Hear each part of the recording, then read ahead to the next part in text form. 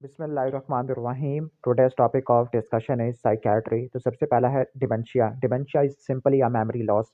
तो डिमेंशिया के कुछ एंडोक्राइन कॉज होते हैं, कुछ न्यूरोलॉजिकल कॉज होते हैं। एंडोक्राइन कॉज के अंदर आपको पता है कि आपने दो ग्लैंड को आपने पढ़ना है, एक एड्रीनल ग्लैंड और एक थायराइड हार्मोन है। अब इन दोनों के ज़्यादा होने की और कम होने की वजह से डिमेंशिया देखने को मिलता है। For example hyperthyroidism, hyperthyroidism.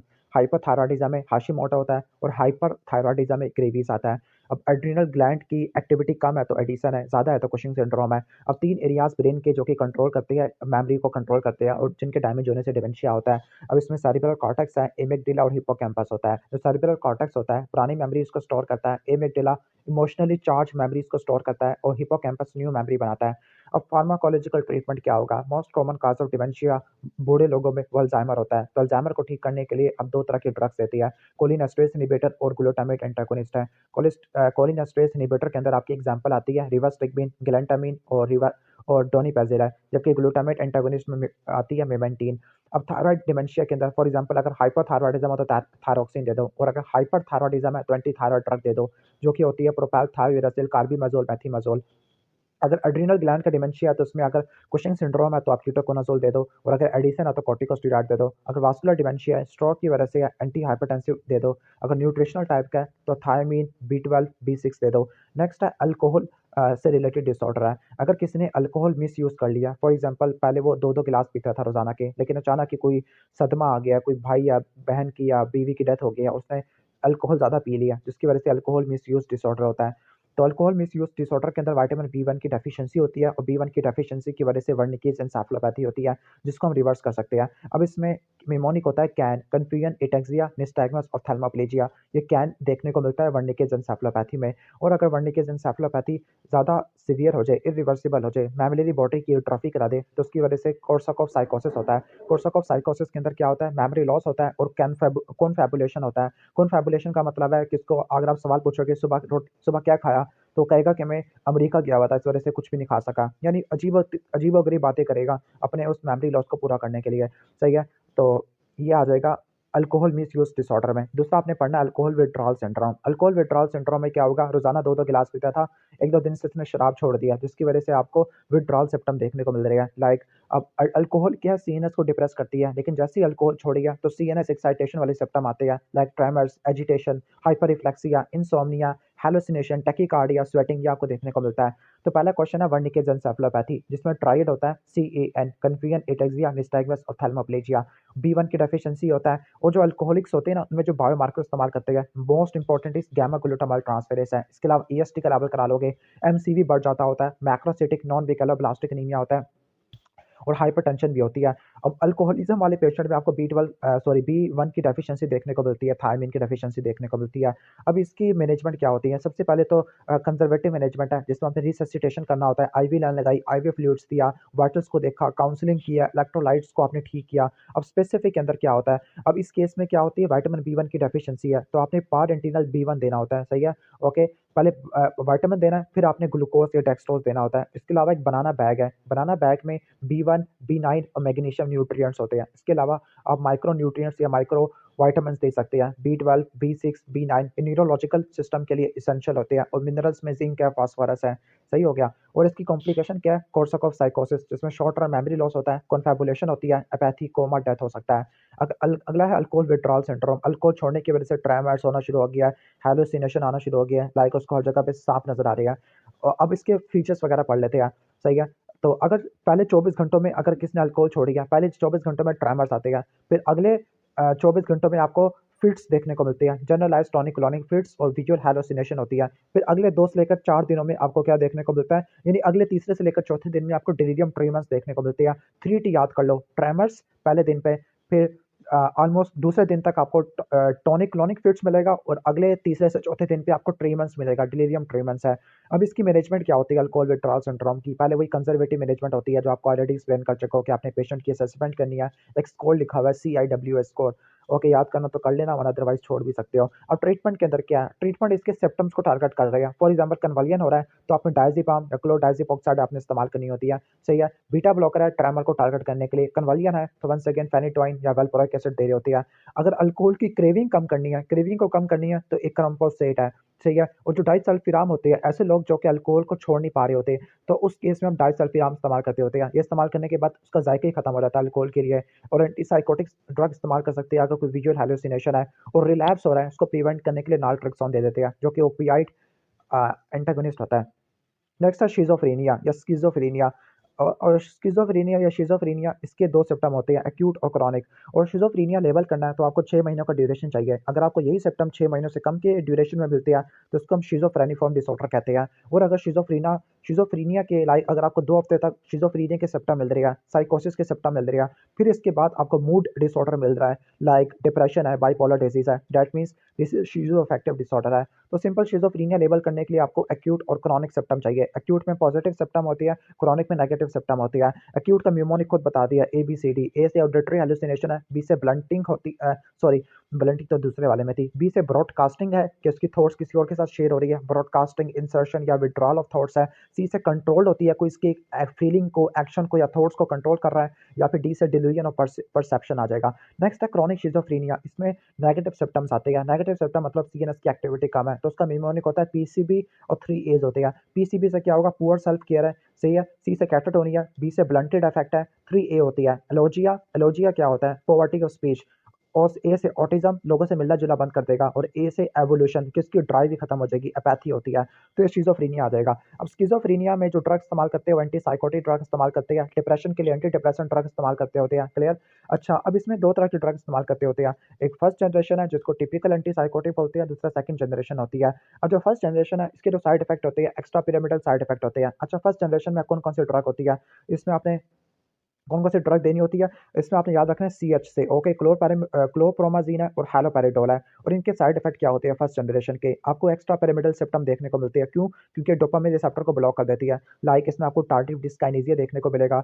Dopamine को ब्लॉक किया तो आपको पार्किंसनिज्म देखने को मिलेगा। निमोनिक है पैड, पी से पार्किंसन, ए से एकैथीजिया, डी से डिस्टोनिया और डिस्काइनेसिया आ जाएगा। इसके अलावा प्रोलैक्टिन की सिक्रेशन बढ़ जाती है, प्रोलैक्टिन की वजह से गायनेकोमास्टिया, गैलेक्टोरिया, एमेनोरिया हो जाएगा। और इन एडिशनली आपको ऑप्थेल्मिक सिम्पटम देखने को मिल सकते हैं, लाइक रेटिनाइटिस पिगमेंटोसा, कैटरैक्ट या फोटोसेंसिटिविटी है।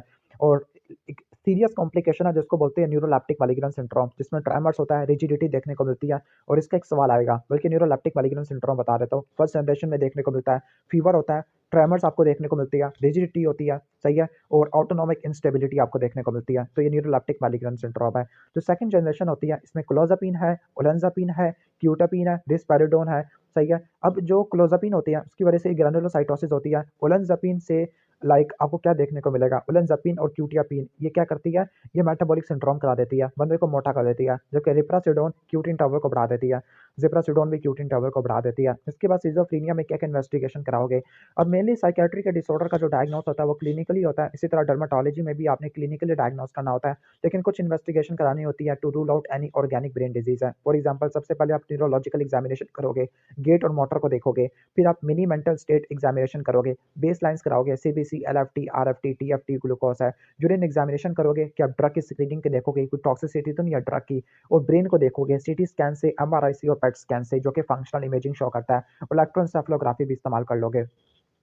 अब इस चैप्टर में जब भी आपने ट्रीटमेंट लिखना है, आपने कुछ हेडिंग बनानी है, साइकोथेरेपी एंड फार्माकोथेरेपी और सोशल ट्रीटमेंट, इस तरह से आपने डिवाइड करना होता है। और साइकोथेरेपी में कुछ याद रख लेना क्या क्या होती है, CBT, family based therapy, cognitive behaviour therapy, family behaviour therapy, inter personal therapy. इसके अलावा सोशल स्किल की ट्रेनिंग करेंगे, पॉजिटिव रीइंफोर्समेंट करेंगे और फैमिली बेस्ड थेरेपी करेंगे। इसके बाद एंटीसाइकोटिक है, एंटीसाइकोटिक फर्स्ट जनरेशन होती है और सेकंड जनरेशन होती है।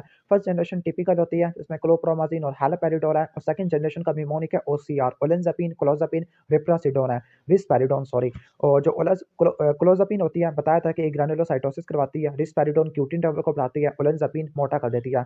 और जो क्लोजापिन है, इसमें ये रेजिस्टेंट शिजोफ्रेनिया के लिए भी इस्तेमाल होती है। और सोशल ट्रीटमेंट के अंदर क्या होता है, रोटी कपड़ा मकान देना है, मतलब उसको गुड डाइट देनी है, शेल्टर देना है, एम्प्लॉयमेंट देनी है, स्मोकिंग कम कर देनी है। इसके अलावा रिहेबिलिटेशन कर सकते हैं और इलेक्ट्रोकन्वल्सिव थेरेपी दे सकते हैं फॉर कैटाटोनिक शिजोफ्रेनिया। इसके बाद है शिजोफ्रेनिफॉर्म और शिजोफ्रेनिया, कैसे डिफरेंशिएट करते हैं। 6 महीनों से कम हो तो शिजोफ्रेनिफॉर्म, 6 महीनों से ज़्यादा होगा तो शिजोफ्रेनिया बन जाता है। और इस ड्रग के जो सीरियस साइड इफेक्ट होते हैं, न्यूरोलेप्टिक मैलिग्नेंट सिंड्रोम है और कार्डिक एरिथमियास हो सकते हैं, लॉन्ग क्यूटी सिंड्रोम हो सकता है। इसके बाद यहाँ पे न्यूरोलेप्टिक मैलिग्नेंट सिंड्रोम का सिनेरियो बताया हुआ है कि शिजोफ्रेनिया को के लिए ड्रग इस्तेमाल करा था, लेकिन फीवर हुआ, बॉडी स्टिफ कर गई है, रिजिडिटी हो गई है, डिहाइड्रेशन हो गई, ऑटोनॉमिक इंस्टेबिलिटी हो गई है, ट्रेमर्स हो गया। तो ये इंडिकेट करते हैं न्यूरोलेप्टिक मैलिग्नेंस सिंड्रोम है। और चूंकि मसल्स के ऊपर टॉक्सिक इफेक्ट हुआ है, तो आपने क्या क्या कराना है, सीबीसी कराओगे, ल्यूकोसाइटोसिस मिलेगा और क्रिएटिन फॉस्फोकाइनेज के लेवल ज़्यादा मिलेगा। ट्रीटमेंट के अंदर आपने एंटीसाइकोटिक ड्रग को छुड़वा देना है, सपोर्टिव थेरेपी देनी है, आईवी फ्लूइड्स देनी होती है, हाइपरथर्मिया को रिड्यूस करना होता है, सही है, क्योंकि डिहाइड्रेशन है तो हाइड्रेशन करे कोई, और अगर फीवर है तो आप हाइपरथर्मिया को रिड्यूस कर दोगे। और जो ड्रग और चॉइस है वो डेंट्रोलिन है और ब्रोमोक्रिप्टिन है। डेंट्रोलिन तो मलिग्नेंट हाइपरथर्मिया में भी इस्तेमाल करते होते हैं। अब शिज़ोफ्रेनिया के सिम्पटम्स पूछ रहे हैं, एक्यूट में पॉजिटिव सिम्पटम होते हैं एबीसीडी, ऑडिटरी हेलुसिनेशन, बी से ब्रॉडकास्टिंग और इंसर्शन विड्रॉल ऑफ थॉट्स है, सी से कंट्रोल्ड फीलिंग इंपल्सेस ये एक्शन आ जाते हैं, और डी से डिलीरियम परसेप्शन है। क्रोनिक शिज़ोफ्रेनिया में नेगेटिव सिम्पटम होते हैं, लाइक आपको पीसीबी 3A था, पी से poor self care catatonia, B से ब्लंटेड अफेक्ट है, 3A थे एलोजिया, एवोल्यूशन और ऑटिज्म था। सही हो गया, ऑलमोस्ट ये हो जाएगा। ओके, तो शिज़ोफ्रेनिया तो अच्छे से याद हो जाएगा। अब न्यूरोलॉजिकल साइड इफेक्ट क्या क्या होते हैं, मैंने बताया था, निमोनिक है, पैड है, पी से पार्किंसन है, ए से एकैथीसिया है, डी से डिस्टोनिया और आपको डिस्काइनेसिया देखने को मिलता है, और न्यूरोलेप्टिक मलिग्नेंट सिंड्रोम है। What are the differentials of schizophrenia, तो शिज़ोफ्रेनिया में शिज़ोअफेक्टिव डिसऑर्डर बता देने हैं, ड्रग इंड्यूस साइकोसिस है, इसके अलावा डिल्यूजनल डिसऑर्डर है जिसकी वजह से आपने इसको डिफरेंशियल में रखना होता है। नेक्स्ट है शिज़ोअफेक्टिव, मैंने बताया था कि आपको साइकोसिस के सिम्पटम मिलेंगे और साथ में मूड के डिसऑर्डर मिलेंगे। मूड डिसऑर्डर में मेजर डिप्रेशन होगा, मेनिया देखने को मिल सकता है। मेनिया और और डिप्रेशन दोनों को मिला दूँ तो बाइपोलर डिजीज बन जाते होते हैं। बाकी ट्रीटमेंट दोनों का सेम होता है। शिज़ोअफेक्टिव, और जो शिज़ोअफेक्टिव और मूड विद साइकोसिस है, अगर पहले सिर्फ साइकोसिस के सिम्पटम हो फिर बाद में मूड के सिम्पटम आए तो उसको बोलते हैं शिज़ोअफेक्टिव। और पहले अगर 2 हफ्ते तक मूड के सिम्पटम आए लाइक डिप्रेशन वाले, फिर आपको साइकोसिस देखने को मिले तो उसको बोलते हैं मूड विद साइकोसिस। उम्मीद है कि आपको समझ आ गया होगा। सॉरी। अच्छा, डिप्रेशन अगर आपने लेबल करना है मेजर डिप्रेसिव डिसऑर्डर, तो आपको लो डिप्रेस मूड चाहिए 2 हफ्ते तक, और आपको इन 9 में से 5 चीज़ें चाहिए होती है। निमोनिक है, साइक ई कैप्स, ओके। अब एस से क्या होता है, एस से क्या आपको देखने को मिलता होता है, एस से आपको स्लीप डिस्टर्बेंस ऐसे लिखा हुआ है, ठीक है, ओके। स्लीप डिस्टर्बेंस आपको देखने को मिलती होती है। और इसके अलावा आई से क्या होता है, अच्छा इसने कुछ और बताया हुआ है, मैं आपको बुक वाला बता देता हूँ। साइक ई कैप्स होता है, ओके, सही हो गया। इससे होता है स्लीप, होता है स्लीप आपको डिप्रेशन में कैसी मिलती है, बंदा दिन में ज़्यादा सोएगा और रात को कम सोएगा। आई से इंटरेस्ट है, इसका इंटरेस्ट खत्म हो जाएगा प्लेयरेबल एक्टिविटीज़ में, इसको बोलते हैं एनीडोनिया। इसके बाद गिल्टी होगा, यानी वो कहेगा कि मैं किसी काम का नहीं हूँ। एनर्जी खत्म हो जाएगी, कंसंट्रेशन खत्म हो जाती है। ए से एपिटाइट है, जो कि ज़्यादा भी हो सकती है, कम भी हो सकती है। साइकोमोटर चेंजेस है, लाइक आपको एजिटेशन मिल सकती है, एंजाइटी को शो करती है, या लेथार्जी की फॉर्म में रिटार्डेशन मिल सकती है, और सुसाइड की थिंकिंग बहुत ज़्यादा होती है, सही है, यानी उसका लोगों में दिलचस्पी खत्म हो गई है और काम करने में दिल नहीं करता होता, कंसंट्रेशन खत्म हो गया है। तो ये मेजर डिप्रेसिव डिसऑर्डर की निशानियाँ होती हैं। अब कौन-कौन से ड्रग इस्तेमाल करते हैं? इसमें आप ड्रग इस्तेमाल करते हैं, एंटी डिप्रेसेंट्स हैं। अब एंटी डिप्रेसेंट्स आके डिफरेंट ग्रुप बनाया हुआ है। नंबर 1 टीसी है, जो कि सेरोटोनिन और नोरएपिनेफ्रिन की रीअपटेक को इनहिबिट कर देती है, क्योंकि कहती है कि जिस बंदे के अंदर सेरोटोनिन ज़्यादा हो, उसका मूड काफ़ी अच्छा होता है, और जिसमें कम हो जाए तो उसमें डिप्रेशन देखने को मिलता है। एसएसआरआई, जो कि सेरोटोनिन की अपटेक को इनहिबिट कर देती है। मोनोअमीन ऑक्सीडेज इनहिबिटर, जो कि मेटाबॉलिज्म को इनहिबिट कर देती है। सेलेक्टिव सेरोटोनिन नोरएपिनेफ्रिन रीअपटेक इनहिबिटर, जो कि सेरोटोनिन और नोरएपिनेफ्रिन दोनों की रीअपटेक को इनहिबिट कर देती है। अब इनके अंदर एग्जांपल आ जाती है, टीसीए में आपने याद रखना है एमिट्रिप्टालिन, इमिप्रामिन, क्लोमिप्रामिन है, और इनके साइड इफेक्ट क्या होते हैं। टीसीए में आपने याद रखना है कि टीसीए में 3C होते हैं, कार्डियोटॉक्सिक होता है, सही है, कोमा और कोमा कन्वर्जन ये करवा सकता होता है। इसके अलावा एंटीकोलिनर्जिक भी होता है, यानी पोस्चरल हाइपोटेंशन करा देगा, कार्डियोटॉक्सिक होता है, हाइपरथर्मिया करवा सकता है, एंटीकोलिनर्जिक होती है। एसएसआरआई में आपने क्या याद रखना होता है, एसएसआरआई में आपने याद रखना है कि जो ड्रग होती है सिटालोप्राम, एसिटालोप्राम, फ्लोक्सेटिन और पैरोक्सेटिन आती है, और इसके साइड इफेक्ट में 3S आते हैं। ओके, स्लीप डिस्टर्ब हो जाती है, सेक्सुअल डिसफंक्शन होता है, और सेरोटोनिन सिंड्रोम होता है। सेरोटोनिन सिंड्रोम जब होगा जब आप इसके साथ मोनोअमीन ऑक्सीडेज इनहिबिटर ले लोगे, और मोनोअमीन ऑक्सीडेज इनहिबिटर में फिनाल्जीन और फिनाल्जीन और ट्रेनाइलकिप्रोमीन होती है। उसके साइड इफेक्ट में हाइपरटेंसिव क्राइसिस है जब आप उसके साथ ले लोगे, किसके साथ, टिरामिन कंटेनिंग फूड है, या फिर सेरोटोनिन सिंड्रोम हो सकता है, एसएलई भी हो सकता है। और जो नोरएपिनेफ्रिन रीअपटेक इनहिबिटर है, इसमें वेनलेफेक्सिन, डेसवेनलेफेक्सिन, डिलॉक्सिटीन है, और इनके भी कॉम्प्लिकेशन में पोस्चरल हाइपोटेंशन है और रैश और सीजर देखने को मिलते होते हैं। अगर किसी पेशेंट में टीसीए की ओवर टॉक्सिसिटी है, यानी कार्डियोटॉक्सिक होती है, तो टीसीए होती है ना, ये हार्ट पर सोडियम चैनल को ब्लॉक कर देती है, क्यूट इंटरवल बढ़ जाता है। दैट इज वाई जो आप एसिडिक इन्वायरमेंट को रोकने के लिए आपने सोडियम बाइकार्बोनेट आपने इस्तेमाल करना होता है। सेरोटोनिन सिंड्रोम में ट्रायड होता है एजिटेशन का, ऑटोनॉमिक हाइपर रिएक्टिविटी का, और न्यूरोमस्कुलर जंक्शन हाइपर रिएक्टिविटी का, सही हो गया। तो क्या-क्या चीज़ें देखने को मिलती है, एजिटेशन, न्यूरोमस्कुलर हाइपर रिएक्टिविटी और ऑटोनॉमिक हाइपर रिएक्टिविटी आपको देखने को मिलती होती है, सही है। इसमें आपको फीवर देखने को मिलता है, मायोक्लोनस आपको देखने को मिलता होता है, हीमोडायनामिक इंस्टेबिलिटी इरिटेबिलिटी देखने को मिलता है एंड द ट्रीटमेंट इज सिप्रोहेप्टाडीन होती है। क्लियर, ऑलमोस्ट ये हो जाएगा। इसके बाद है मेजर डिप्रेसिव डिसऑर्डर का क्या ट्रीटमेंट होता है। नंबर 1 मैंने आपको बताया था 3 में डिवाइड करना होता है, चलो 4 में डिवाइड कर लो।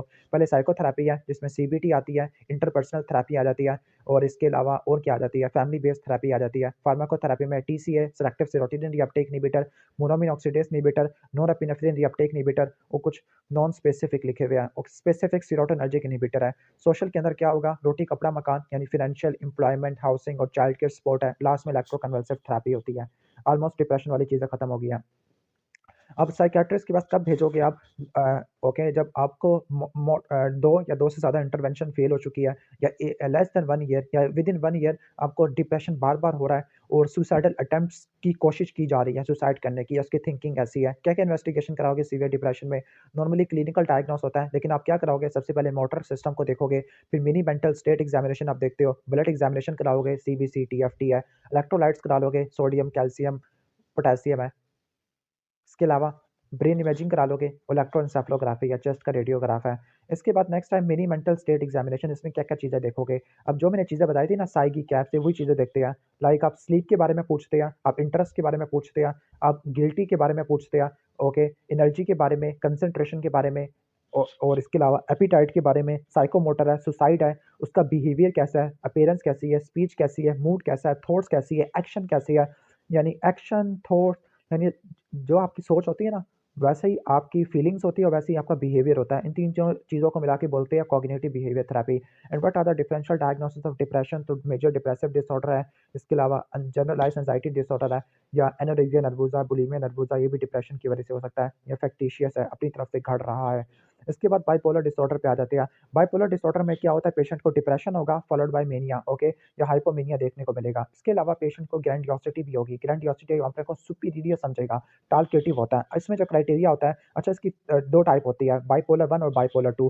बाइपोलर 1 में क्या होता है, 1 से ज़्यादा मेनिया की एपिसोड होती है और फिर हाइपोमेनिया होता है और फिर मेजर डिप्रेशन होता है। 2 के अंदर सिर्फ हाइपोमेनिया होगा और डिप्रेशन आपको देखने को मिलती होती है। और इसमें जो क्राइटेरिया होता है उसका निमोनिक है डिग फास्ट, डी से डिस्ट्रैक्टिबिलिटी है, आई से रिस्पॉन्सिबिलिटी है, जी से ग्रैंडियोसिटी है, एफ से फ्लाइट ऑफ आइडियाज़ है, ए से एक्टिविटी बढ़ जाती है, स्लीप कम हो जाती है, बंदा बहुत ज़्यादा बोलता है, टालकेटिवनेस होती है। टीक फास्ट। अब इसमें क्या-क्या इन्वेस्टिगेशन करानी है? फुल न्यूरोलॉजिकल एग्जामिनेशन करना है। न्यूरोलॉजिकल एग्जामिनेशन में आपकी बिहेवियर, कॉग्निटिव और मोटर सिस्टम आ जाता है। कॉग्निटिव है, मिनी मेंटल स्टेट एग्जामिनेशन आ जाता है और बाकी इन्वेस्टिगेशन सीबीसी, ईएसआर, सीआरपी और ब्रेन की इमेजिंग करा लोगे। मैनेजमेंट के अंदर वंस अगेन वही हेडिंग है, psychotherapy, pharmacotherapy, social treatment, electroconvulsive therapy. अब साइकोथेरेपी में कॉग्निटिव और इंटरपर्सनल है।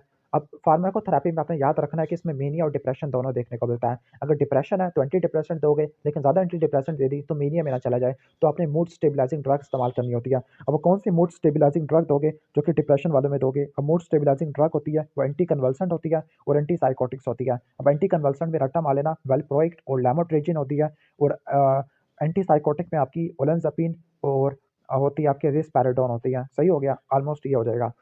ओके, और मेनिया को ठीक करने के लिए लिथियम कार्बोनेट लोगे, लेकिन आप वंस अगेन मेनिया को ज़्यादा ठीक कर लिया तो आप वो डिप्रेशन में ना कन्वर्ट हो जाए, तो मेनिया को ठीक करने के लिए आप साथ में क्या ऐड कर लोगे, टीसीए ऐड कर लोगे। सही हो गया? और ड्रग ऑफ चॉइसेस लिथियम है, लेकिन जब भी लिथियम देनी होती है, लिथियम एक टेराटोजेनिक ड्रग होती है, बच्चों में एब्स्टिनिया नॉर्मली करवा सकती है। इसके अलावा हाइपोथायराइडिज्म है, नेफ्रोजेनिक डायबिटीज इंसिपिडस है, रीनल फेल्योर है, वेट गेन है, ये करवा सकती है। मेन आपने हाइपोथायराइडिज्म को देखना होता है और रीनल फेल्योर को मॉनिटर करना होता है आरएफटी से और टीएफटी से। क्लियर? ऑलमोस्ट ये खत्म हो जाएगा। इसके बाद है बाइपोलर डिसऑर्डर के डिफरेंशियल क्या होती है। अब बाइपोलर में 2 चीज़ें है ना, मेनिया और डिप्रेशन, तो मेनिया लिख दो, डिप्रेशन लिख लो, जनरलाइज्ड एंग्जायटी डिसऑर्डर लिख लो, सीज़र और शिज़ोफ्रेनिया, जो भी चैप्टर में पढ़ना है वो सारा हम यहाँ पे लिख देंगे। इसके बाद एंग्जायटी डिसऑर्डर पे आ जाते हैं। एंग्जायटी डिसऑर्डर में जनरलाइज्ड एंग्जायटी डिसऑर्डर होता है, ठीक है। अब जनरलाइज्ड एंग्जायटी डिसऑर्डर में बहुत सारे बंदों को हमेशा ना परेशानी होती है, हमेशा टेंशन होती है छोटी-छोटी बातों पर, हमेशा ही वो टेंशन पे रहते होते हैं। तो अनकंट्रोलेबल एक्सेसिव एंग्जायटी और टेंशन होती है और पर्सिस्टेंट सोमैटिक यानी आपको सोमैटिक सिम्पटम्स मिलेंगे, मोर देन और इक्वल टू 3 है। और ये जो एंग्जायटी होती है ना, ये 6 महीनों से ज़्यादा की ड्यूरेशन पे होती है और आपको सोमैटिक सिम्पटम मिलेंगे, 3 या 3 से ज़्यादा होने चाहिए। और वो कौन से सोमैटिक सिम्पटम होते हैं? मसल में टेंशन होती है, स्लीप खत्म हो जाती है, बोवल हैबिट्स डिस्टर्ब हो जाती है। सही हो गया? निमोनिक रट्टा मारना है बीटीएस से। बी से बोवल हैबिट्स खराब हो जाएगी, एस से स्लीप खराब हो जाएगी, टी से टेंशन है, मसल की टेंशन खराब हो जाती है और फटीग आपको देखने को मिलता होता है और बिहेवियर एजिटेटेड होता है।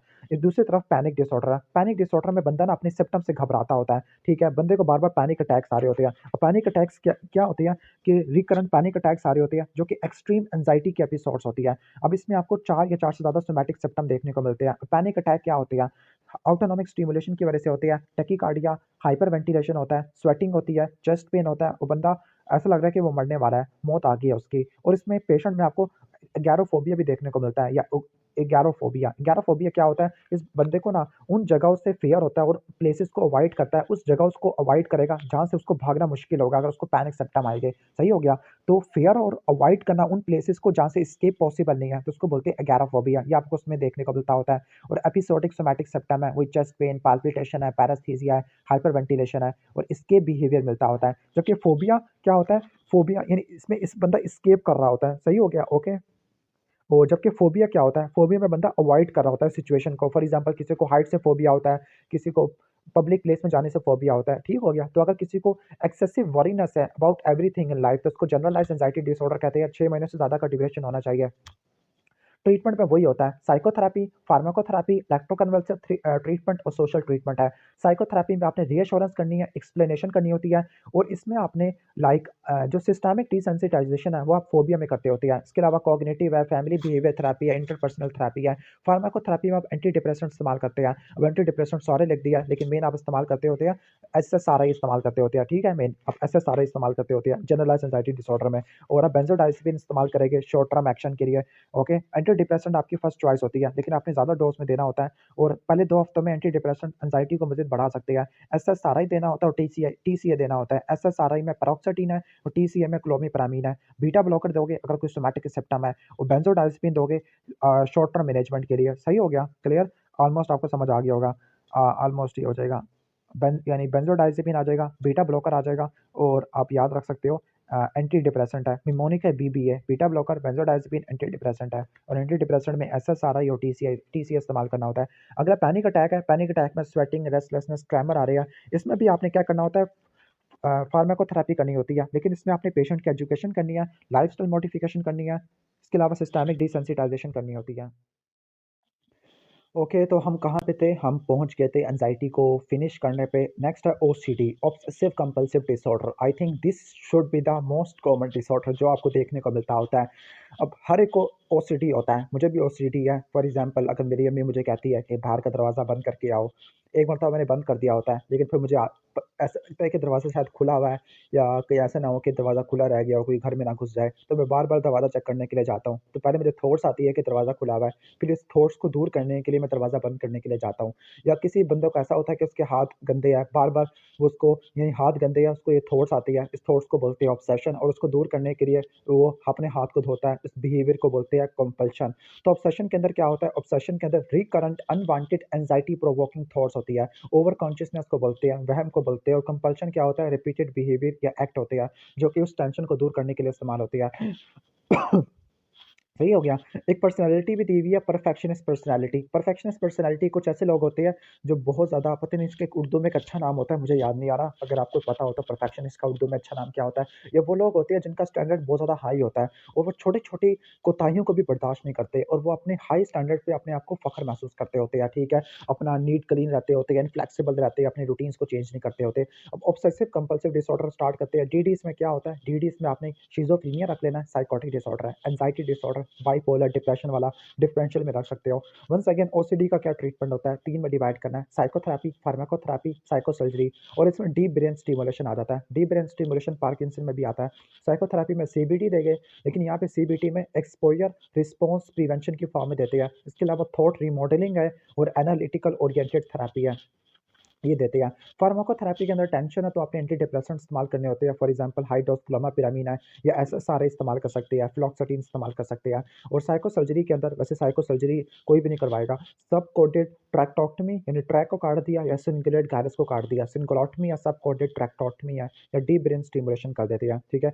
अब यहाँ पे सिम्प्टोमेटोलॉजी लिखा हुआ है, डिफाइंड ऑब्सेशन। ऑब्सेशन क्या होती है? Recurrent unwanted anxiety provoking thoughts होती है जिनको ओवर कॉन्शियसनेस बोलते हैं। कंपल्शन क्या होती है? रिपीटेड बिहेवियर और एक्ट होते हैं टू रिलीव फीलिंग और tension. And perfectionist intolerant of short coming in themselves और अपने हाई स्टैंडर्ड पे फ़ख्र करते होते हैं। तो ऑलमोस्ट ये तो हो जाएगा।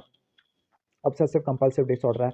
नेक्स्ट है सोमैटोफॉर्म, मेरा favourite disorder somatoform. Somatoform disorder ऐसे मेडिकली अनएक्सप्लेनेबल सिम्पटम्स होते हैं जिनको हम मेडिकल एक्सप्लेन नहीं करती, सही है। मेडिकली अनएक्सप्लेनेबल सिम्पटम होते हैं, ठीक है, और पेशेंट इनको कंट्रोल नहीं कर रहा होता तो उसको सोमैटोफॉर्म डिसऑर्डर कहते हैं। अगर मेडिकली अनएक्सप्लेनेबल सिम्पटम होते हैं और पेशेंट को कंट्रोल कर रहा होता है तो वो आगे फैक्टिशियस या मलिंगरिंग से बिलोंग करते होते हैं। फैक्टिशियस कब लेबल करते होते हैं, मलिंगरिंग कब लेबल करते हैं, ठीक है, ये आपको आगे बता दूंगा। बल्कि मेरे ख्याल से फैक्टिशियस का सवाल नहीं आएगा, बल्कि इसी जगह पर बता देता हूँ, ठीक है। तो पहले तो मैंने ये कहा कि मेडिकली अनएक्सप्लेनेबल सिम्पटम हो गए, फिर अगर पेशेंट उनको कॉन्शियसली कंट्रोल नहीं कर रहा होगा तो उसको बोलेंगे सोमैटोफॉर्म डिसऑर्डर, और अगर पेशेंट कॉन्शियसली कंट्रोल कर रहा होगा तो उसको फैक्टिशियस या मलिंगरिंग कहते होते हैं। फैक्टिशियस जब लेबल करते हैं जब वो पेशेंट का जो प्राइमरी गेन है वो सिक रोल है, जबकि मलिंगरिंग कब लेबल करते हैं जब उसको कोई फायदा चाहिए होता है in the form of money, या अपने काम को वाइड करना होता है, ठीक है। और अगर फैक्टिशियस डिसऑर्डर में जो प्राइमरी गोल होता है अपने आप को सिक रोल शो करना, और ये आपको हेल्थ वर्कर में देखने को मिलता होता है, ठीक है। ये ऐसे लोग होते हैं जो जिनको सिम्पटम्स होते हैं और कहते हैं हॉस्पिटल में जाते हैं कि हमारा इलाज करो, और गुस्सा हो जाते हैं जब उनको बताती है कि आप बिल्कुल ठीक ठाक है।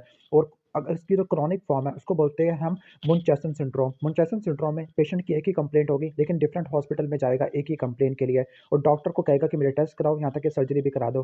दूसरा है मुनचेसन सिंड्रोम बाय प्रॉक्सी। इसके अंदर जो होता है ना, इसमें जो बंदा होता है वो किसी और बंदे को बीमार कर देगा और उसके रोल्स अदा करना शुरू कर देगा, ठीक हो गया, ओके, ठीक है, यानी उसकी बीमार पुर्सी करना शुरू कर देगा। This is the Munchausen syndrome by proxy, ठीक हो गया। जो केयर गिवर होता है वो किसी और को बीमार बना देता है और उसके रोल को एंजॉय करना शुरू कर देता है। ऑलमोस्ट ये था फैक्टिशियस वाला। और इसके अलावा जो आपके सोमैटोफॉर्म डिसऑर्डर होते हैं, अगर ऐसा सोमैटोफॉर्म डिसऑर्डर हो जिसमें बंदा ये बिलीव करे उसको कोई सीरियस या फेटल डिजीज है, सीधा डायग्नोस पे आ जाए, तो उसको बोलते हैं हाइपोकॉन्ड्रिकल डिजीज है।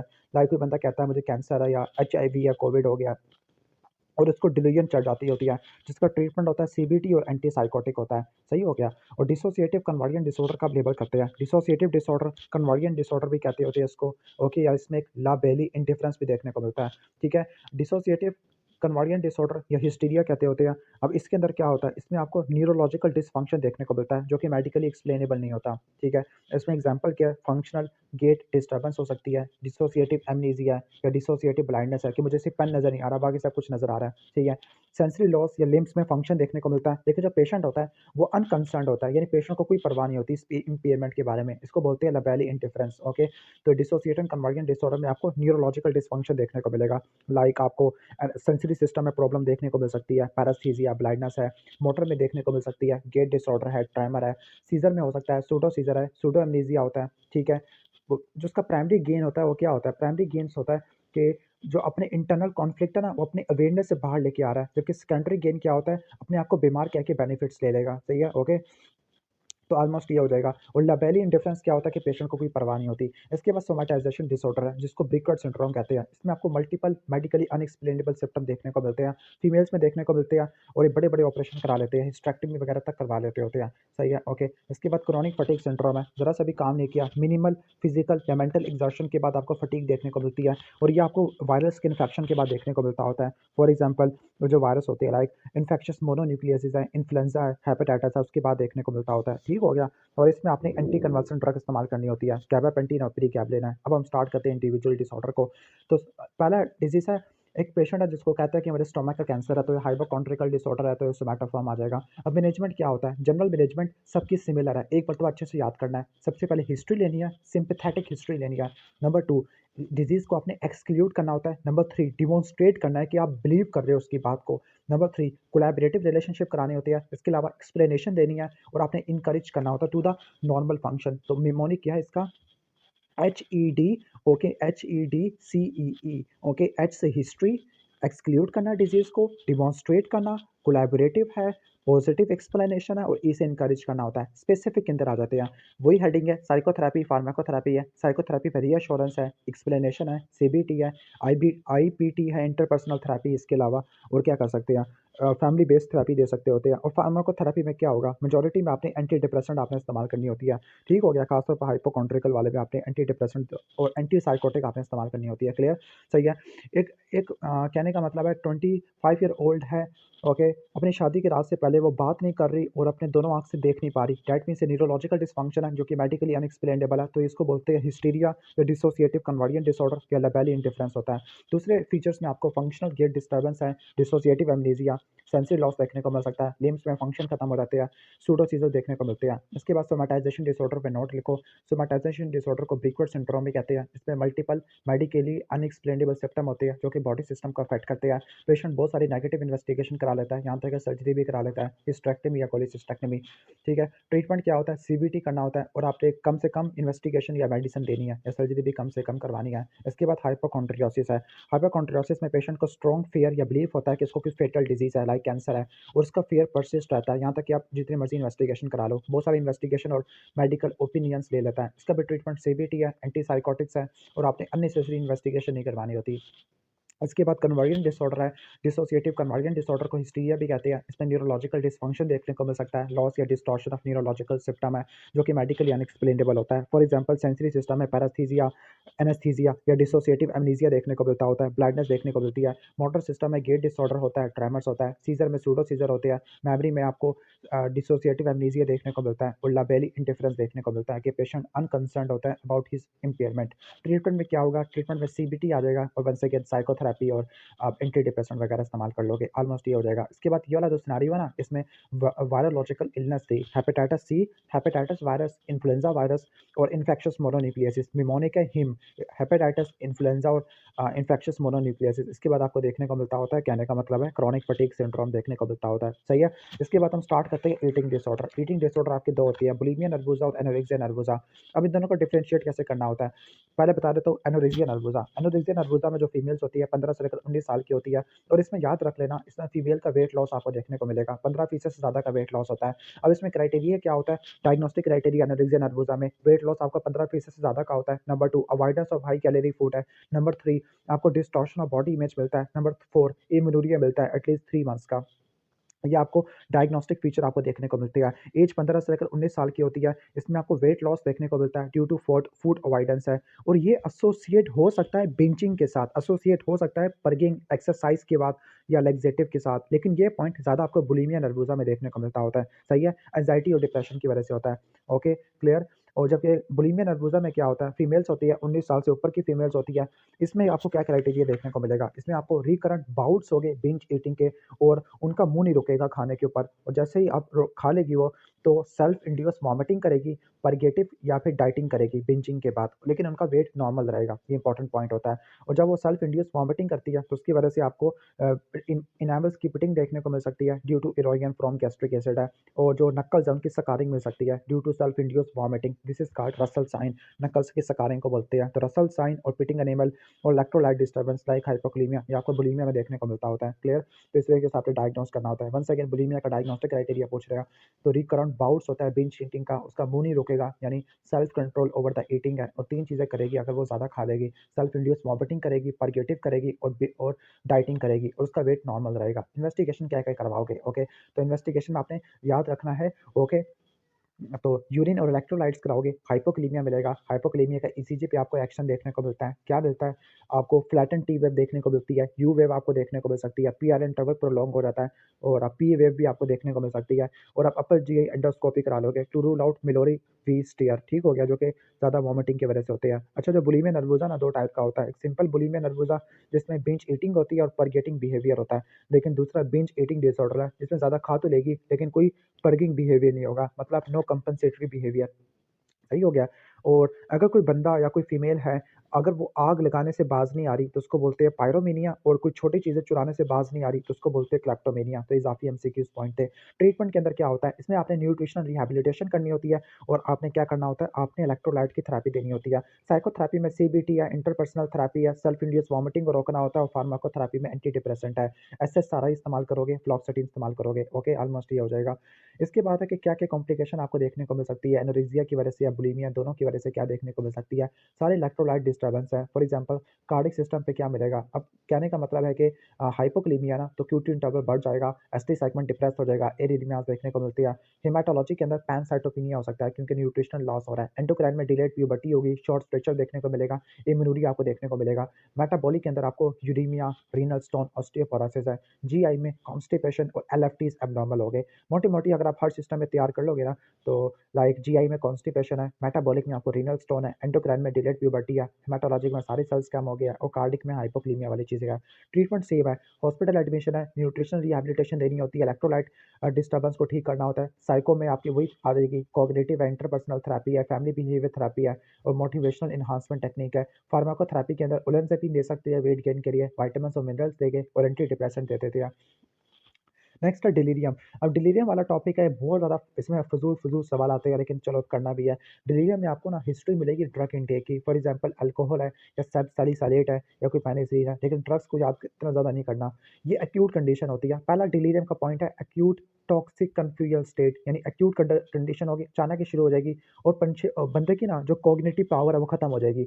कॉग्निटिव पावर सोचने समझने की सलाहियत को बोलते हैं। तो इसमें ड्राउजीनेस और डिसओरिएंटेशन आपको देखने को मिलती है और जो कॉग्निटिव फंक्शन है वो सारा का सारा कम हो जाएगा और कॉन्शियसनेस वो भी डिक्रीज़ हो जाएगी। कॉन्शियसनेस डिक्रीज़ हो जाएगी यानी उसकी थिंकिंग खत्म हो जाएगी। रात के वक़्त आपको देखने को मिलता है, उसके इमोशंस खराब हो जाएँगे, उसके परसेप्शन खराब हो जाएँगे, उसके साइकोमोटर चेंजेस आपको खराब हो जाती है। अब मैं आपको हर क्वेश्चन के अंदर एक मोटा पॉइंट बता देता हूँ, अदरवाइज़ इनके क्वेश्चन बड़े मुश्किल होते हैं। अगर आप यहाँ पे देखो sudden development of childish behaviour, okay, behavioural disturbance आपको देखने को मिल रही है, सही है। इसके बाद sudden confusion of one day, ये डिलीरियम का पॉइंट है और डिसओरिएंटेशन आपको देखने को मिल रही है और इसका काज़ क्या है? मेनिंजाइटिस है। तो डिलीरियम विद वायरल मेनिंजाइटिस है। इन्वेस्टिगेशन क्या-क्या कराओगे? सारी मेनिंजाइटिस वाली लिखी हुई है, लेकिन ब्लड एग्जामिनेशन कराओगे, CBC, urea, electrolyte, LFT, RFT करा लोगे, यूरिन इलेक्ट्रोलाइट्स करा लोगे, सीएसएफ एनालिसिस करा लोगे मेनिंजाइटिस के लिए, ब्रेन के लिए सीटी स्कैन, ईईजी है और चेस्ट रेडियोग्राफ करा लोगे। अब ड्रग्स कौन-कौन सी देते हैं डिलीरियम के अंदर? तमाम डिलीरियम के केस में हम देते हैं एटिपिकल एंटीसाइकोटिक्स है। अब एटिपिकल में आपकी ओलेंजापिन और क्यूटियापिन आ जाती है, लेकिन आपने डिलीरियम ट्रीटमेंट्स में इस्तेमाल नहीं करनी होती। यानी अगर सिंपल डिलीरियम है तो आपने ओलेंजापिन और क्यूटियापिन देना है और अगर डिलीरियम ट्रीटमेंट्स है, जो अल्कोहल में भी देखने को मिलता है, तो आपने बेंजोडाइज़ेपिन देने होते हैं। सही हो गया। इसके बाद है कि अगर आप इस क्वेश्चन में देखो, क्वेश्चन नंबर 2 में एक ड्रग लिया पैरासिटामोल, बुखार हुआ है, confused and irritable with odd behaviour, okay, ये यानी बिहेवियर डिस्टर्बेंस आपको देखने को मिल रही है। और नेक्स्ट स्टिफनेस है, प्यूपिल्स डायलेट हुए पड़े हैं, यानी मेनिंजोएन्सेफलाइटिस के पॉइंट्स लिखे हुए हैं। सारा सिनेरियो मेनिंजोएन्सेफलाइटिस का है, लेकिन कन्फ्यूज़्ड और इरिटेबल हो गया, तो उसकी वजह से डिलीरियम हो गया। और कहते हैं कि हर सिस्टम में से हर एक डिज़ीज़ करवा सकता है डिलीरियम। तो आपने पहले डिज़ीज़ को डायग्नोज़ करना है और फिर अगर एक्यूट कन्फ्यूजन मिल जाए तो आपने डिलीरियम लेबल करना होता है। अब इसका ट्रीटमेंट क्या होता है? जनरल ट्रीटमेंट के अंदर आपने सारे ड्रग्स छुड़वानी होती है, रिहैबिलिटेशन करनी है, नर्सिंग करनी होती है, रिहाइड्रेशन है, एंटीपायरेटिक्स है, न्यूट्रिशनल थेरेपी देनी होती है, बेड सोर या प्रेशर सोर को आपने अवॉइड करना होता है। स्पेसिफिक मैं आपको बता दिया कि डिलीरियम ट्रीटमेंट में बेंजोडाइज़ेपिन है और सारे डिलीरियम में आपने ओलेंजापिन और क्यूटियापिन देना है। क्वेश्चन नंबर 3 में देखो, पेशेंट अजीब-ओ-गरीब बातें करने लग गया है, यानी सीकेडी का पेशेंट है, अजीब-ओ-गरीब बातें करने लग गया है, टाइम और प्लेस में डिसओरिएंटेड हो गया है, एजिटेटेड है और कंसंट्रेशन खत्म हो गया है और वो भी अचानक ही शुरू हुआ है, फ्यू डेज़। तो दैट मीन्स और उसको हैलुसिनेशन भी डेवलप हो गया है। तो ये क्या हो गया है? डिलीरियम के पॉइंट इंडिकेट किए हुए हैं, ठीक है? अब डिलीरियम के क्या-क्या कॉजेज़ होते हैं? अब सारे कॉजेज़ आ रहे हैं। तो आपने मेटाबॉलिक कॉजेज़ में जो डिलीरियम के होते हैं, ऑक्सीजन का कम होना, CO2 का ज़्यादा होना, ग्लूकोज़ का कम होना और हेपेटिक एन्सेफलोपैथी है।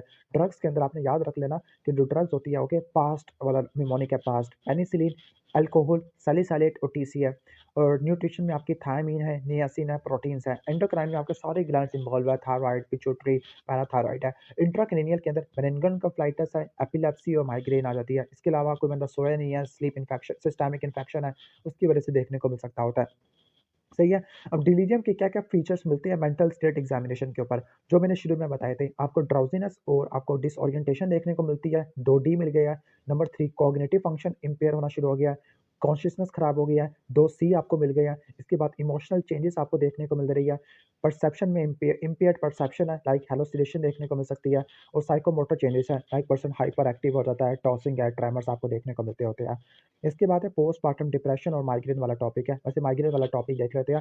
माइग्रेन वाला हमें न्यूरोलॉजी के अंदर भी पढ़ना होता है। माइग्रेन के अंदर आपको रिपीटेड यूनिलैटरल हेडेक देखने को मिलता है, 4 से लेकर 72 घंटों का होता है और आपको 2 में से इनमें से 2 फीचर चाहिए। नंबर 1, माइग्रेन का पेन यूनिलैटरल होता है, थ्रॉबिंग टाइप का होता है, मोशन सेंसिटिव होता है, फोटोफोबिया, फोनोफोबिया देखने को मिलता है, मॉडरेट या सीवियर इंटेंसिटी का होता है, नोज़िया, वॉमिटिंग, फोटोफोबिया, फोनोफोबिया से एसोसिएटेड होता है, रिकरेंट हेडेक होता है, सही है।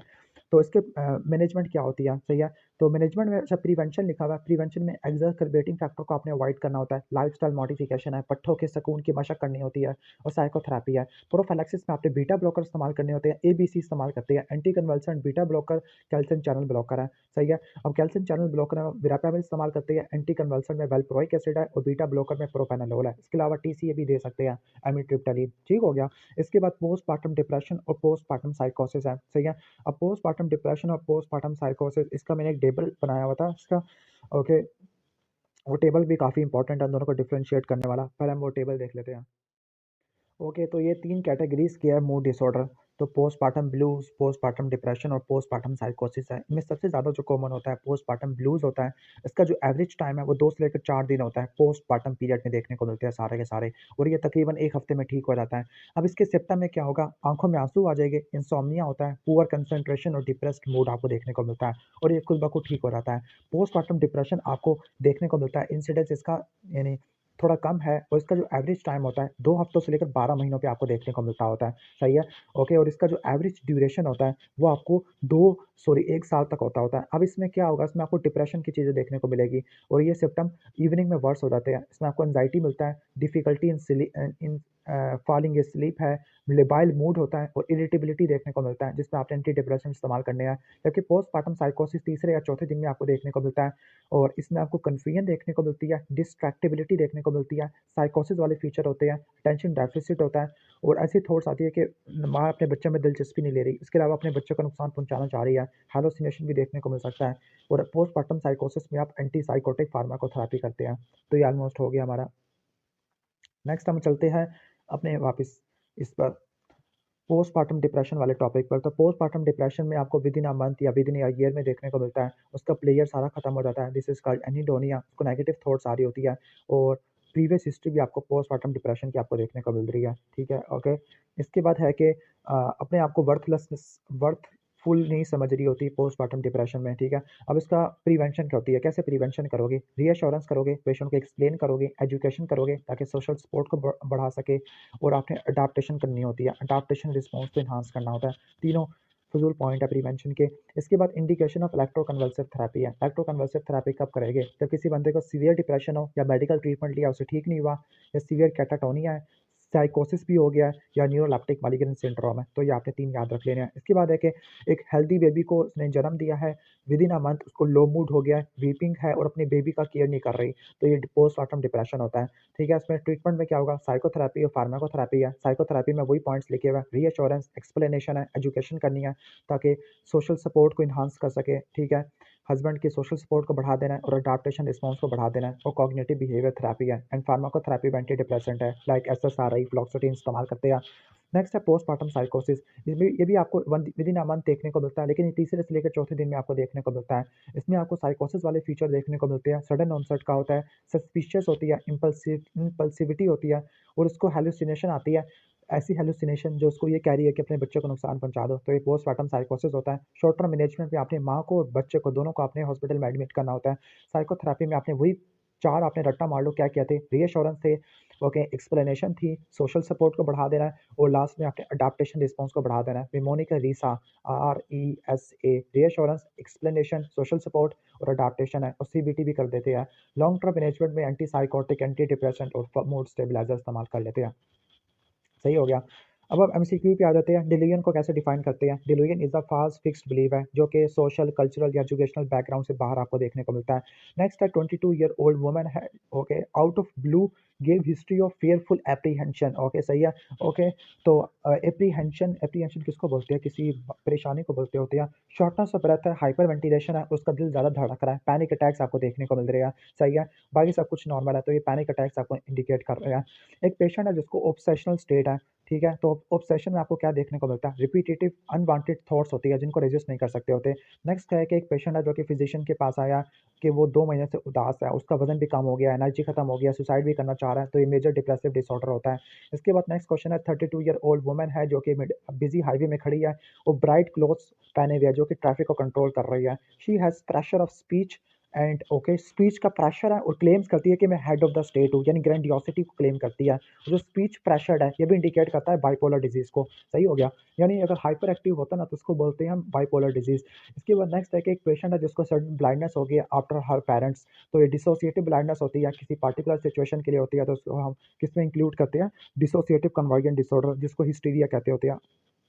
क्वेश्चन नंबर 7 है 18 ईयर ओल्ड मेल है जिसको इमरजेंसी में लाया गया है विद ओक्यूलोगायरिक क्राइसिस है। जो ओक्यूलोगायरिक क्राइसिस, टॉर्टिकोलिस और स्टिफनेस ऑफ द बॉडी, ये तीनों एक्स्ट्रा ओकुलर सिम्टम्स होते हैं जो कि आपको फर्स्ट जनरेशन एंटीसाइकोटिक की वजह से देखने को मिलते हैं। ओक्यूलोगायरिक क्राइसिस, टॉर्टिकोलिस और stiffness of the body.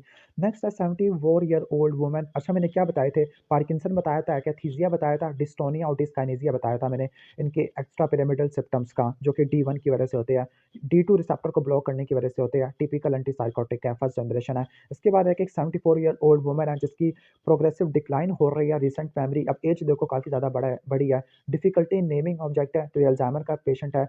Alzheimer में आपको एप्रेक्सिया देखने को मिलता है, एमनीजिया देखने को मिलता होता है, okay.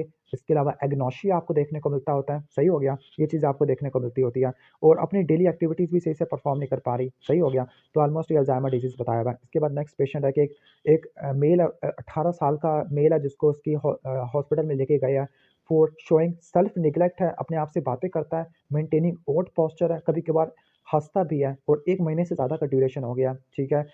For more than a month, अगर 6 महीनों से ज़्यादा का हो तो हम लेबल करते हैं स्किज़ोफ्रेनिया। सही हो गया। ओके। अपने आप से बातें करना, ठीक है, यानी हैलुसिनेशन हो रही है। ओके। और हंसना, ओठ पोस्चर जिसको कैटाटोनिया बोलते हैं, और सेल्फ निगलेक्ट है, अपने आप पर ज़्यादा भी तवज्जो ना देना। तो ये शिज़ोफ्रेनिया के नेगेटिव सिम्पटम्स थे।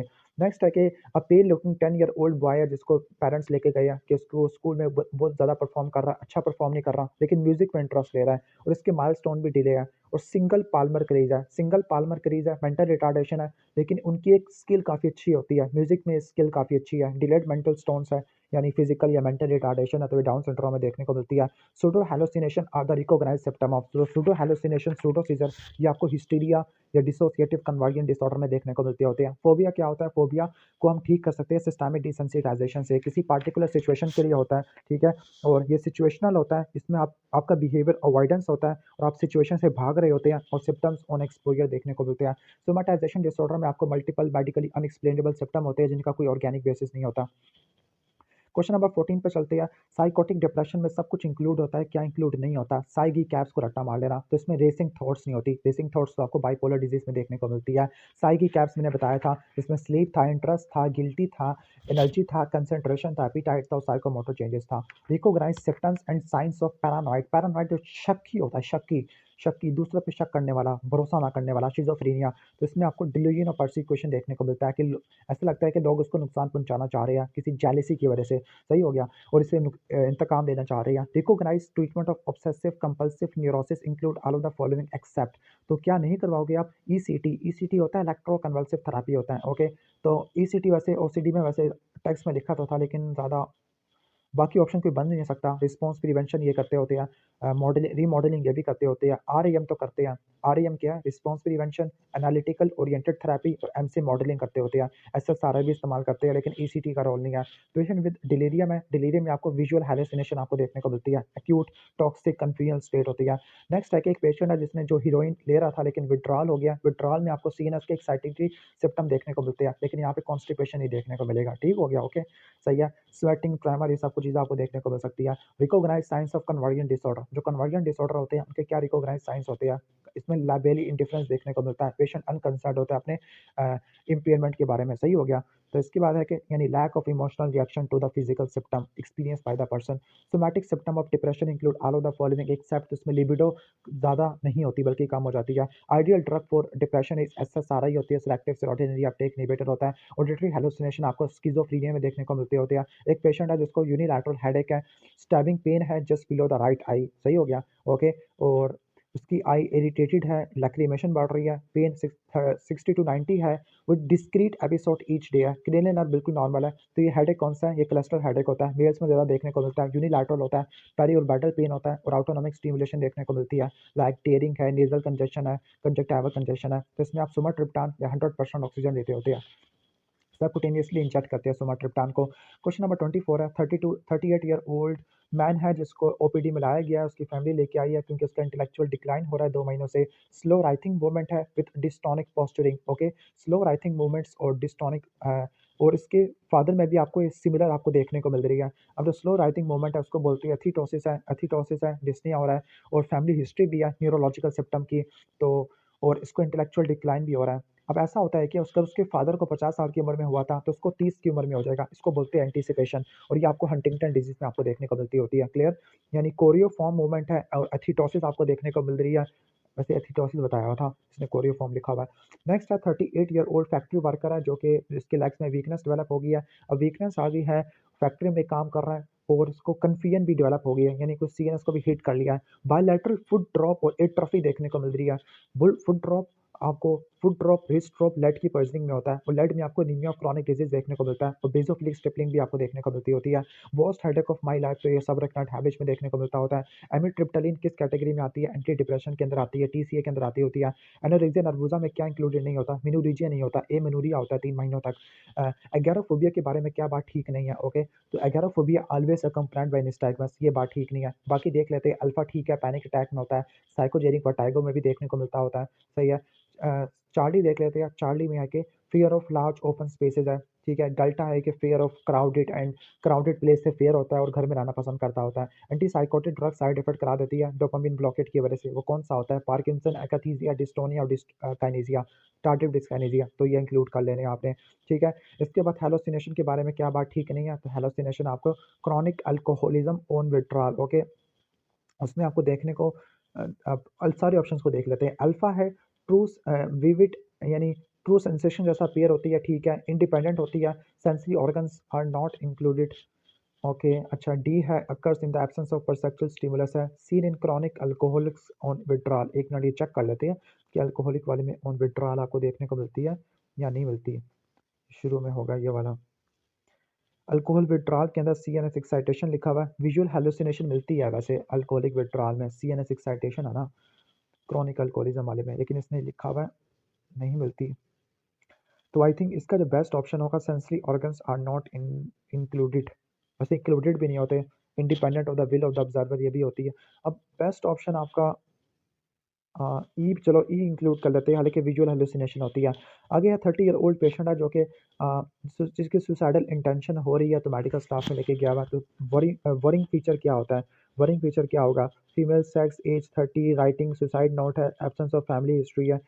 तो इसमें यहाँ पे लिखा हुआ है number of tablets overdose, overdose की वजह से यस आपको काफ़ी सारी कॉम्प्लिकेशन देखने को मिल सकती है, ये वरी फुल सिम्टम होता है। इसके बाद अगर सुसाइडल नोट लिख लिया, ये भी एक आ, तसल्ली बख्श चीज़ नहीं है। अच्छा, आगे चलते हैं।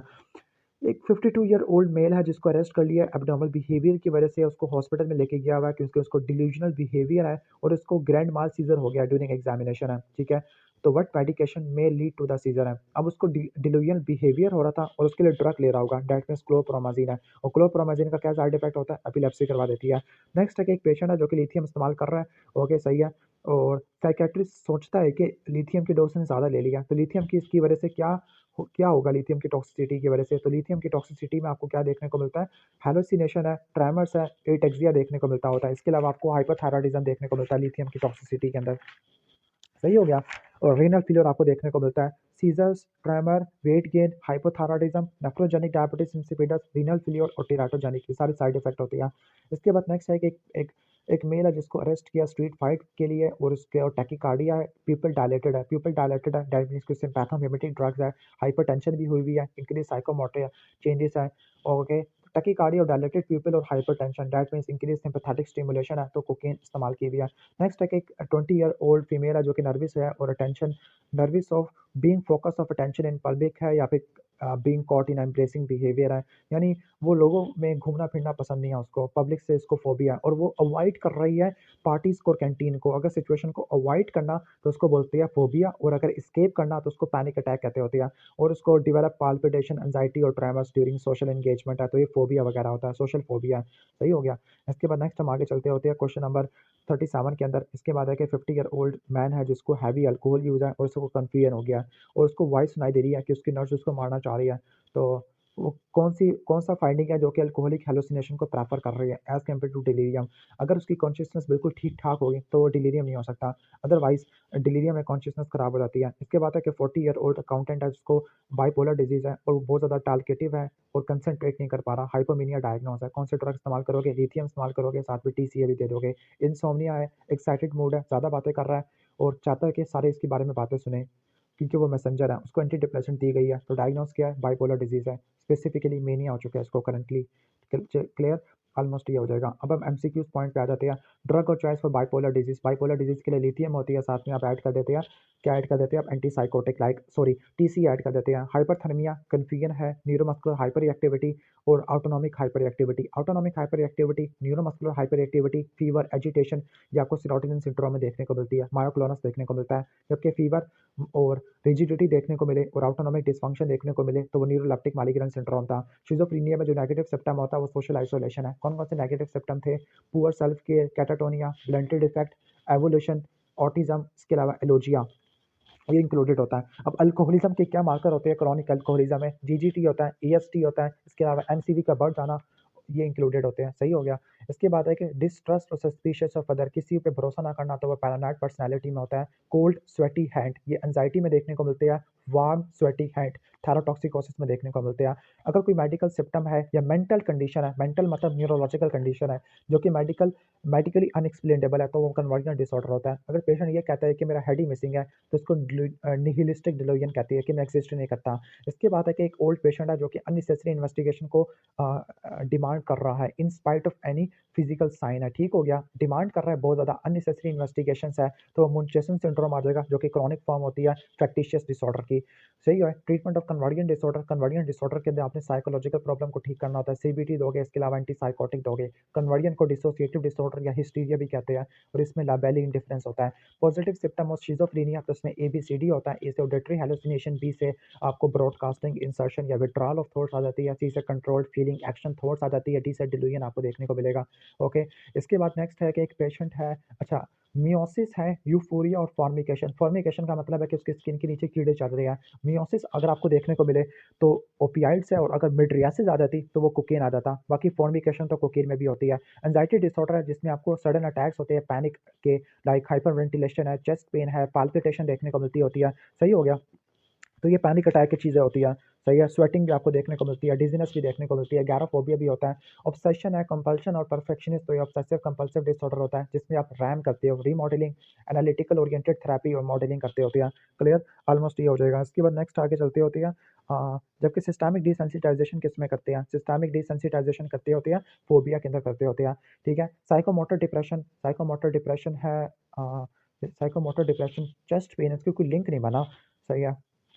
अच्छा, इसके बाद है कि यंग फीमेल है, 15 से लेकर 19 साल की है, 15% वेट लॉस हुआ हुआ है, फियर ऑफ गेटिंग वेट है, एमेनोरिया 3 महीनों से ज़्यादा का है, ओके, सही हो गया। तो इसको बोलते हैं एनोरेक्सिया नर्वोसा बोलते होते हैं, क्लियर? इसके बाद नेक्स्ट हम आगे चलते हैं, राइटिंग एंड मेमोरी डिफ़िकल्टी है, सही है, लिखा नहीं जा रहा, मेमोरी डिफ़िकल्टी है, डिमेंशिया है और एमनीसिया, एप्लेक्सिया आपको देखने को मिल सकता है, एग्नोसिया देखने को मिल रहा है, तो ये अल्जाइमर डिज़ीज़ में होता है। अगर आपको परसेप्शन हो रही है in the absence of any stimulus तो उसको हैलुसिनेशन बोलते हैं।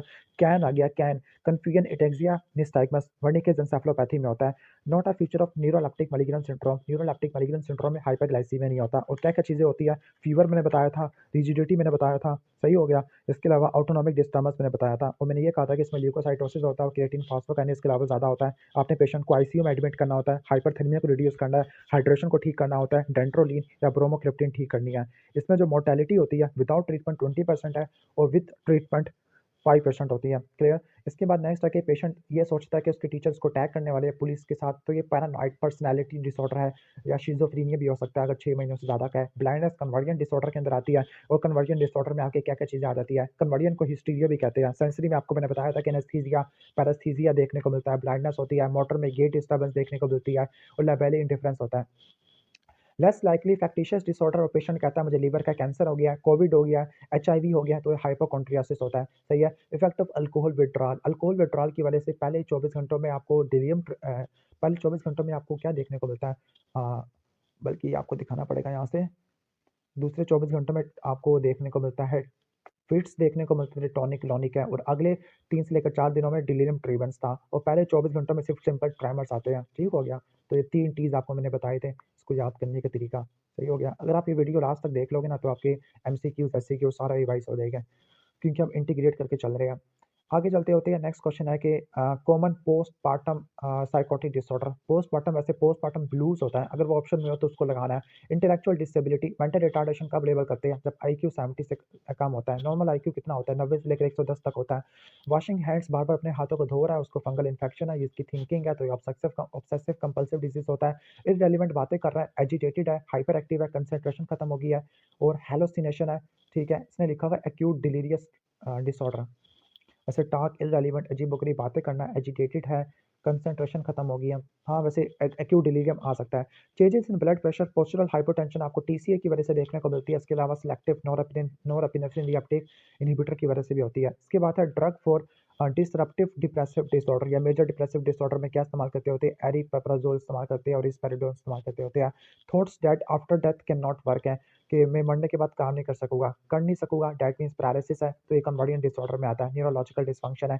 इसके बाद है कि द पेशेंट है विद दिस डिल्यूजन डिसऑर्डर, ये बिलीव करता है कि कोई बंदा उसको नुकसान पहुँचाना चाह रहा है, ओके, तो ये डिल्यूजन ऑफ परसिक्यूशन होता है। इसके बाद drugs for symptom of opioid withdrawal, अगर ओपियाइड विथड्रॉल है तो उसके सिम्पटम के लिए कौन से ड्रग लेते होते हैं? क्लोनिडीन देते हैं और लोफेक्सिडिन देते हैं, जो कि सेंट्रली एक्टिंग होती है। अल्कोहल की क्रेविंग कम करनी है तो उसके लिए कौन सी देते हैं? वो एकम्प्रोसेट था, लेकिन ओपियाइड विथड्रॉल में आप क्लोनिडीन देते होते हैं। पेशेंट को फियर है कि उसको सीरियस डिजीज़ है और उसका फियर परसिस्ट रहता है डिस्पाइट एप्रोप्रिएट मेडिकल रिएश्योरेंस, तो उसने हाइपोकॉन्ड्रियल डिसऑर्डर बता दिया। वैसे ये मुंचेसन सिंड्रोम भी हो सकता है, सही है, लेकिन हाइपोकॉन्ड्रियल डिसऑर्डर सही है, बल ठीक है। शॉर्ट टर्म मेमोरी डेफिसिट और कॉन्फैबुलेशन आपको कोर्सोकॉफ साइकोसिस में देखने को मिलता है। एक पेशेंट है जो कि बाइपोलर डिजीज के लिए ड्रग इस्तेमाल कर रहा है, वेट गेन है, ड्राई स्किन है तो लिथियम है, लिथियम की वजह से हाइपोथायरॉयडिज्म होता है, नेफ्रोजेनिक डायबिटीज इंसिपिडस होता है, वेट गेन होता है, ट्रेमर होता है, सही है। इसके बाद सोशल विथड्रॉल होता है, ये आपको शिज़ोफ्रेनिया में देखने को मिलता है। सोशल विथड्रॉल को क्या बोलते हैं? ऑटिज्म बोलते हैं, नेगेटिव सिम्पटम है। डिप्रेशन और मेनिया दोनों मिला के बाइपोलर डिजीज कहते हैं। अगर किसी कोई पेशेंट है बीपीएच है, बीपीएच वाले पेशेंट ने एंटी डिप्रेसेंट ले लिया है for depression, okay, after taking anti depressant for depression, okay. अच्छा, बीपीएच वाले पेशेंट में कौन सी प्रेफर करनी चाहिए? Anti depressants, okay. या फिर ये भी हो सकता है कि कौन से ड्रग ने बीपीएच करवा दिया, लेकिन मोस्ट प्रोबेबली बीपीएच वाले पेशेंट में कौन से ड्रग देते हैं? सेटलोपाराम लिखा हुआ है, ठीक है, इसको मैं देख लूँगा बाद में भी। अच्छा, 15 से लेकर 19 साल की फीमेल है, वेट लॉस है 15% का, बॉडी डिस्टॉर्शन है तो एनोरेक्सिया नर्वोसा होता है। ओवरडोज ऑफ लोपराम, लोपराम की ओवरडोज की वजह से क्या होती है? आपको सेडेशन देखने को मिलती होती है, ठीक है, क्योंकि एंटी डिप्रेसेंट वाली कैटेगरी से बिलोंग करती होती है। अच्छा, आगे चलते हैं, नीड्स रिपीटेड रीअश्योरेंस और having only peri umbilical pain है, ठीक है। अगर सिर्फ पेरी अम्बिलिकल पेन है, सोमैटाइजेशन डिसऑर्डर क्या कहते हैं? सोमैटाइजेशन डिसऑर्डर तो मल्टीपल मेडिकली अनएक्सप्लेनेबल सिम्पटम को कहते हैं, ये एमसीक्यू में खराबी है। एक लड़की है जो अपने भाई के साथ लड़ पड़ी है और दोनों लोअर लिम्स की पैरालिसिस हो गया है, तो इसको बोलते हैं कन्वर्जन डिसऑर्डर या हिस्टीरिया बोलते हैं। पेशेंट अकेले नहीं रहना चाहता इन द क्राउडेड प्लेसेस, तो उसको एगोराफोबिया कहते हैं। मेयर फॉर पैनिक डिसऑर्डर, तो उसके लिए बैक ब्रीदिंग करते होते हैं।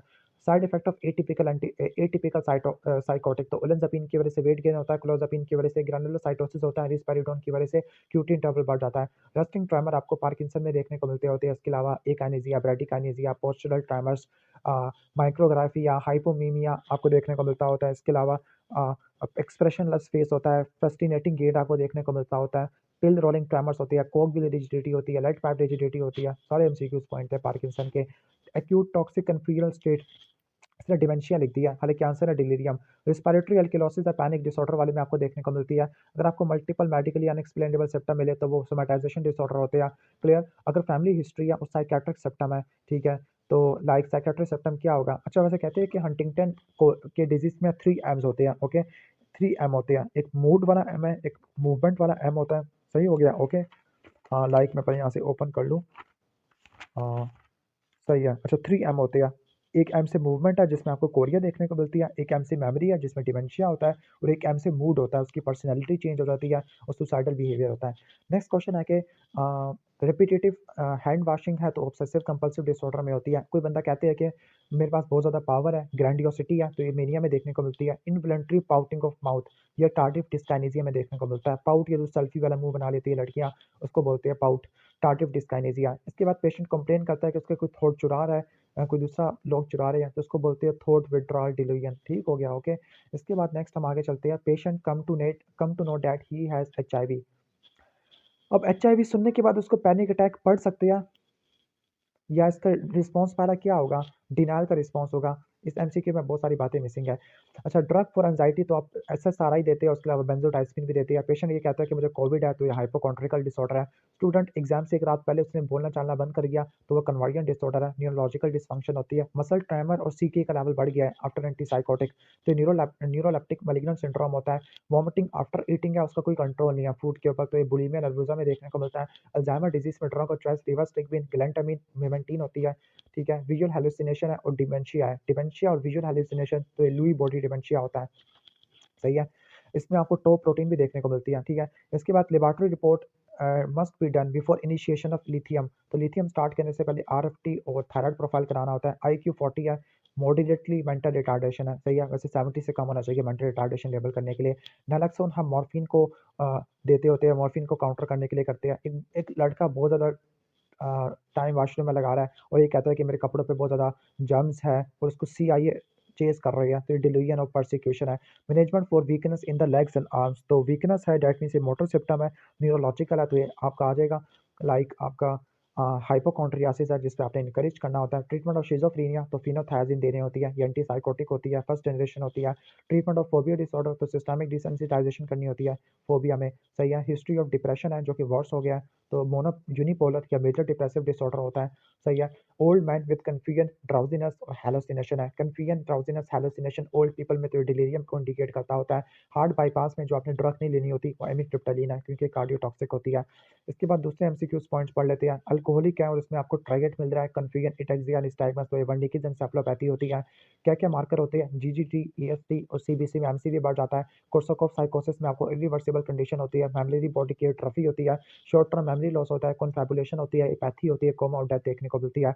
ड्रग और choice for bipolar disease, bipolar disease में मैंने बताया था DIG FAST, distractibility, interest, grandiosity, flight of ideas, ठीक है। और आपको एपिटाइट या फिर एक्टिविटी ज़्यादा बढ़ जाती होती है। एस से क्या होगा, ओके, स्पीच काफ़ी ज़्यादा बढ़ जाती है। टी से टालकेटिवनेस आपको देखने को मिलती होती है, ठीक हो गया। डिग फास्ट को रट्टा मार लेना है, ठीक है। तो ये चीज़ें आ जाती है। ड्रग और चॉइसेस लिथियम है मेनिया को ठीक करने के लिए, और लिथियम की वजह से क्या होते हैं, नेफ्रोजेनिक डायबिटीज इंसिपिडिस है, ट्रेमर है, वेट गेन है, हाइपोथायराइडिज्म है, रीनल फेलियर है, टेराटोजेनिक है, आरएफटी टीएफटी आपने कराना होता है। अल्जाइमर डिजीज के लिए रिवर्सिटिगविन होती है और डिप्रेशन के लिए एसएसआरआई होती है। ऑब्सेशन और कंपल्शन है और परफेक्शनिस्ट है तो ये ओसीडी होता है। सीबीटी दोगे in the form of RAM, RAM में क्या था, रिस्पॉन्स प्रिवेंशन, ए से एनालिटिकल ओरिएंटेड थेरेपी, और एम से मॉडलिंग था, थॉट रीमॉडलिंग था, और एसएसआरआई दे दोगे। फिजिकल एक्सप्रेशन ऑफ स्ट्रेस और इमोशंस विद अनएक्सप्लेनेबल सिम्पटम है लेकिन कोई ऑर्गेनिक कॉज नहीं है तो सोमैटोफॉर्म होता है। अगर कोई कहता है कि मुझे कोई फेटल डिजीज है, कैंसर है, तो उसको हाइपोकॉन्ड्रियल डिजीज कहते हैं। मल्टीपल अनएक्सप्लेनेबल सिम्पटम जो कि सारे ऑर्गन सिस्टम को इन्वॉल्व कर रहे हैं तो वो सोमैटाइजेशन डिसऑर्डर बोलते हैं, जिसको ब्रिक्वर्ट सिंड्रोम कहते हैं। मुनचैसन सिंड्रोम या फैक्टिशियस डिसऑर्डर, इसमें आपको फिजिकल साइंस नहीं होती, पेशेंट खुद कंट्रोल कर रहा होता है। Sudden loss of neurological function जो कि ऑर्गेनिक डिजीज से एक्सप्लेन नहीं होता, और लाइबेली इंडिफरेंस होता है, यानी पेशेंट अपैथिक होता है अबाउट हिज सिम्पटम्स, ओके। और आपको डिसोसिएटिव ब्लाइंडनेस, एमनीसिया देखने को मिलता है और फिट्स देखने को मिलता है, तो ये डिसोसिएटिव कन्वर्जेंट डिसऑर्डर है या हिस्टीरिया है, इसमें आपको सूडो हेलुसिनेशन देखने को मिलती है। अगर रिकरेंट अटैक्स है, सीवियर सिम्पटम ऑफ एंजाइटी है और आपको सोमैटिक सिम्पटम मिलते हैं लाइक चेस्ट पेन है, हाइपर वेंटिलेशन है, पाल्पिटेशन है, सही है। तो और fear of dying from MI है, एगैरोफोबिया है। एगैरोफोबिया क्या होता है, fear of crowdy places, okay, जहाँ से उसको निकलना बड़ा मुश्किल है, सही है, एस्केप करना बड़ा मुश्किल है, तो उसको पैनिक अटैक बोलते हैं। बैक ब्रीदिंग आपने लेनी होती है। सोशल फोबिया से आपने इसको कंफ्यूज नहीं करना, तो सोशल फोबिया स्पेसिफिक इवेंट से रिलेटेड होता है। ऑडिटरी हेलुसिनेशन यानी स्किज़ोफ्रेनिया के एबीसीडी बता रहे हैं, पॉजिटिव सिम्पटम बता रहे हैं और नेगेटिव सिम्पटम बता रहे हैं, तो स्किज़ोफ्रेनिया होता है। 6 महीने का ड्यूरेशन, रट्टा मार लेना है। ड्रग और चॉइसेस एंटीसाइकोटिक है। मोस्ट कॉमन कॉम्प्लिकेशन और treatment is neuroleptic malignant syndrome और कार्डियक एरिथमियास हो सकते हैं। डिलीवरी में आपको कन्फ्यूजन मिलती होती है, कोई क्लिनिकल कंडीशन होगा और विजुअल हैलुसिनेशन मिलेगी, एक्यूट टॉक्सिक कन्फ्यूजनल स्टेट होती है। फॉर्मिकेशन, मियोसिस और यूफोरिया, मियोसिस है तो ओपियाइड है और अगर मिड्रियासिस होती है तो कोकेन होती है। और रिवर्स करने के लिए आप क्या देते हैं, लोफेक्साडिन और क्लोनिडीन इस्तेमाल करते हैं। ईटिंग डिसऑर्डर है, साथ में वेट लॉस भी है और avoidance of high calorie food और एमेनोरिया है, तो एनोरेक्सिया नर्वोसा होता है। बुलिमिया में क्या होता है, वेट लॉस नहीं होता, ठीक है। बिंज ईटिंग होती है, lack of self control over the binge eating है, और इसके अलावा आपको परगेटिव बिहेवियर देखने को मिलता है, सेल्फ इंड्यूस वॉमिटिंग, परगेटिव या डाइटिंग देखने को मिलती है, सही है। फैमिली हिस्ट्री और साइकियाट्रिक सिम्पटम है, लाइकोरिया है तो ये हंटिंगटन डिजीज में देखने को मिलता है। विल्सन में आपको क्या देखता है, लीवर डिजीज देखने को मिलता है, साइकियाट्रिक सिम्पटम देखने को मिलते हैं।